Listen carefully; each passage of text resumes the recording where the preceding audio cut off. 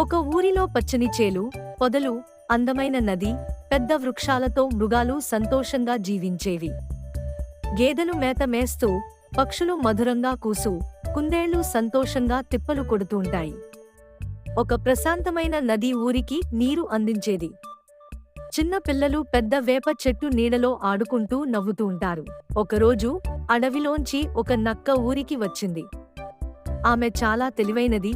తన ముసుగులో దాగి మృగాలను మోసం చేయాలని అనుకుంది. నేను వీరిని మోసం చేసి నా ఆకలిని తీర్చుకుంటా అని తన మనసులో అనుకుంది. కపటంగా చిరునవ్వులు చిందిస్తూ ఊర్లో ప్రవేశించింది.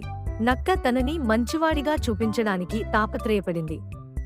ఇతర మృగాలకు సహాయం చేస్తూ వారితో స్నేహం చేయడం మొదలుపెట్టింది. గేదెలకు కొత్త మేతను చూపించి కోడిపిల్లలను మళ్లీ తిరిగి వారి తల్లిదండ్రుల దగ్గరికి తీసుకెళ్ళింది. అందరూ నక్కను నమ్మడం మొదలుపెట్టారు. కాని కుందేలు మాత్రం జాగ్రత్తగా చూస్తోంది. చిన్న కాని తెలివైన కుందేలు నక్కను నమ్మలేదు.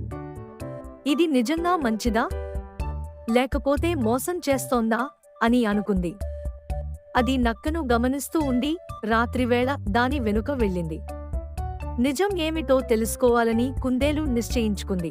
అదే రాత్రి నక్క అడవిలోకి వెళ్లి ఇతర నక్కలతో రహస్యంగా మాట్లాడింది. నేను ఊరిలో అందరి నమ్మకాన్ని పొందాను. త్వరలోనే వీరిని వేటాడి భుజిస్తాం అని దుష్టంగా నవ్వింది. కుందేలు విన్న వెంటనే అది ఊరికెళ్లి అందరినీ అప్రమత్తం చేయాలని భావించింది. ఇది చాలా ప్రమాదకరం, అందరికీ చెప్పాలి అనుకుంది. కుందేలు ఊరికి చేరుకుని మిగతా మృగాల దగ్గరకు పరుగెత్తింది. నక్క మోసం చేస్తోంది. ఇది మనల్ని మోసం చేసి తర్వాత మన మీద దాడి చేయాలని చూస్తోంది అని హెచ్చరించింది. కొంతమంది విశ్వసించలేదు.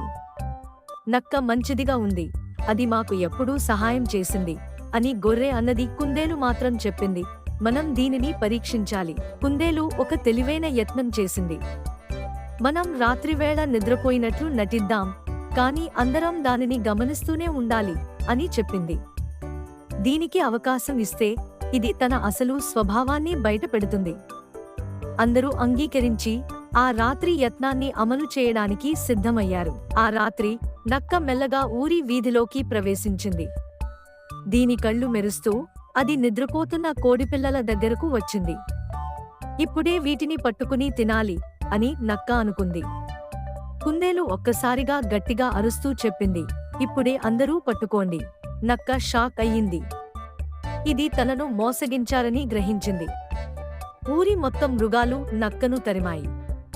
ఆవులు దారిని దిగ్బంధించాయి, పక్షులు దానిపై దాడి చేశాయి, కుక్కలు దాని వెంట పరుగెత్తాయి. నీవు మమ్మల్ని మోసం చేయాలనుకున్నావు, కానీ మేము మిమ్మల్ని మోసం చేశాం అని కుందేలు నవ్వింది. భయంతో పరుగెడుతున్న నక్క ఒక లోతైన గుంతలో పడిపోయింది. ఇక్కడి నుంచి ఎలా బయటపడాలి అని అది భయపడింది. మృగాలు చుట్టూ చేరుకుని నక్కను చూసి చిరునవ్వులు చిందించాయి. నువ్వు మోసం చేశావు, ఇప్పుడు ఇక్కడే ఉండాలి అని కుందేలు చెప్పింది. నక్క భయంతో తల ఊపింది. దయచేసి నేను తప్పు చేశాను, ఇకపై ఎవరినీ మోసం చేయను అని ప్రాధేయపడింది. ఇకపై ఊరికి రావొద్దు, లేకపోతే మేము మమ్మల్ని రక్షించుకునేలా చూస్తాం అని మృగాలు హెచ్చరించాయి. నక్క భయంతో ఒప్పుకుంది. వారు దానికి బయటకు రావడానికి ఒక తాడు వేశారు. నక్క బయటకు వచ్చి ఒక్కసారి ఊరిని చూసింది. ఇక నేను ఇక్కడికి రావడం లేదు అని అనుకుని అడవిలోకి పరుగెత్తింది. మృగాలందరూ ఆనందంగా హర్షధ్వానాలు చేశారు. ఇకపై ఊరిలో ఎవరూ భయపడాల్సిన అవసరం లేదు.